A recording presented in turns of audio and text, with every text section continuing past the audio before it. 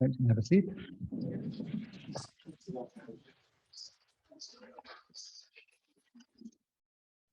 So now I think would be the perfect time to invite Anat to come up and share some words of Torah, a Dvar Torah, as she reflects on this week's Torah portion.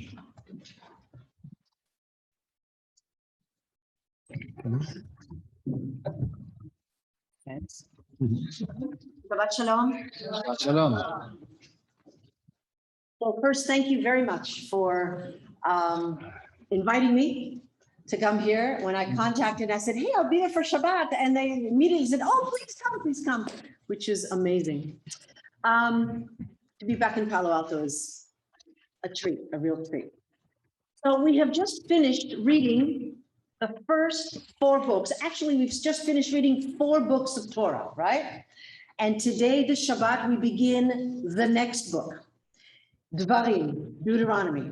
But this book is different. It's a very strange book, not like the others, okay? It is a recap of everything we've done since the Exodus from Egypt. And the question is, why? Why are we doing this again? It's been long, right? It's been almost a whole year. Why are we doing this again? What is the purpose of retelling the whole thing over again? So one of the things I love, one of the many things I love about the Torah is that, you know, we read a different chapter every Shabbat. And then when someone says, oh, give a Dvar Torah, you go and you do a little bit of research.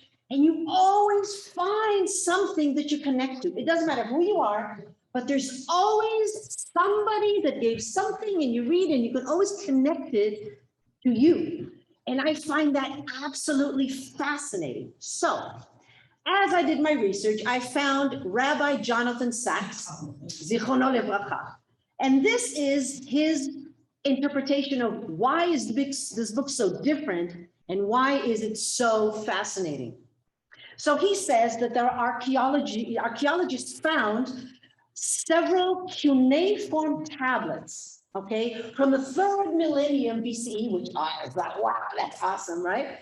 And these are, after they were deciphered and after they were translated, it turns out that these big cuneiform tablets were actually contracts between treaties, between one Babylonian king to another Babylonian king, or one Assyrian businessman to another Assyrian businessman, contracts between 2 entities to seal a deal, okay?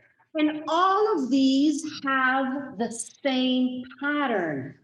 They have the same format. All of these cuneiform tablets, contracts from the ancient times, and this is the way they go. Number 1, there's a preamble, an introduction that says who's talking, who, what, where, you know, the 5 Y's or the 5 W's, right? So you have who, what, where, and all that kind of stuff, right? And then comes a historical review, like what has happened until now, and why do we need this contract? And then come the stipulations. All right, so we so-and-so have agreed that we're going to do so-and-so. These are the stipulations, all right? And then the 4th aspect of this is, where is this going to be kept for safekeeping? Where are we going to take this contract and put it so everyone knows it's there and you can check it every once in a while? The next thing is, okay, so what are the good news and what are the bad news, right? If you keep this contract, what are the good things that God's going to give you? And if you don't keep this contract, what are the curses? What are the punishments that are going to happen to you? And the last thing is, all right, so who's witnessing this thing? And usually it was the gods, the pagan gods of the city-states, you know, each Sumer and Nineveh and all, they had gods, right? And so usually they invoke the gods to witness this agreement so that everyone knows exactly what they're doing. Lo and behold, when you study the book of Dvarim, it has exactly the same format. All right. So this is so fascinating because it turns out that this book, this 5th book that we have, is a treaty. It's a contract between 2 entities. us and him or her, right? So number one, there's a preamble, all right? So it starts by ve'ele hadvarim asher, diber Moshe, whatever, right? So these are the things or the words that Moses said to the people. Where? All right? On the Arava, in the desert, in the wilderness. And when, after 40 years journey, on the 10th or the 11th month, on the first day, it's exactly the same, right? Who and what and where. And the second thing is a historical review. Now, Moses goes through the whole Megillah, all right? Why does he have to retell everything? And Rabbi Jonathan Sachs says, remember that 40 years have passed.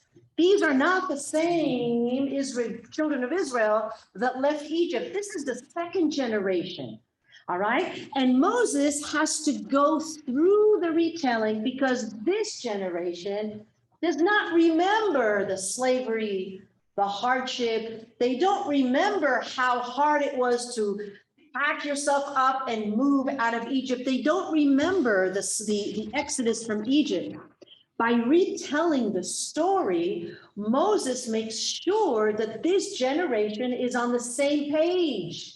All right, what he's doing is he's giving the second generation ownership of their history and their destiny. What are the stipulations? All right, and so once he told them the story, what are the things that we so-and-so have agreed to do? And here comes the pages and pages of, these are the commandments, make sure you know them. These are the laws of food, the laws of how you treat each other, the laws of everything that you need to remember. He has to tell them one more time, just in case they didn't hear it before, so that everyone's on the right page. Why? Because they're standing on the verge of going into the promised land. He wants to make sure that everyone that goes in knows exactly what is expected, what to do, and why, all right? And then he says, where are we going to put this thing? He tells them at the end of the book, he says, take this to Har Ebal, put it on the mountain, and then he says, every 7 years, take it out and read it in public so that the next generation knows exactly what is expected. He tells them where to put it. And then come the blessings and the curses, right? If you follow these rules, these are the wonderful things you're going to get. You're going to get the rains and you're going to get food and all that stuff. And if you don't follow this contract, these are the punishments that you're going to get. It's all in there. And the last thing is witnesses. Who is witnessing this? Okay, so you can't bring the pagan gods, but Moses says, all right, that the heavens and the earth are witnesses to this contract.